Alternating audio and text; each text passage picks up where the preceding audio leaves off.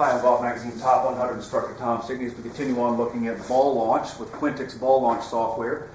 This is something very interesting. As you can see, this gentleman is using a wedge here, and when we were fiddling around with his putting stroke, he had said that he has a tendency to putt better with his wedge, and he feels like he gets a little bit better roll. So as we looked at his motion of his wedge, what you can see is if you look real close right here, you can see the ball kind of skids a little bit. There's not a lot of rotation right off the start of the first inch or so of his putt. You know, very, very minor degrees of rotation so far. You know, like 2 degrees of rotation into his second inch of his putt. And then the ball starts to roll a little bit. It's not bouncing quite so much as he gets with his regular putter. He has a little bit more hand action in his putting stroke, and that causes the ball to bounce a little bit. So if you are having trouble putting a good roll on the golf ball, I would highly recommend that you use your wedge to putt. And you can see right there that when people use their wedge to putt, they get a better sensation of how to impact the golf ball and how to make a better roll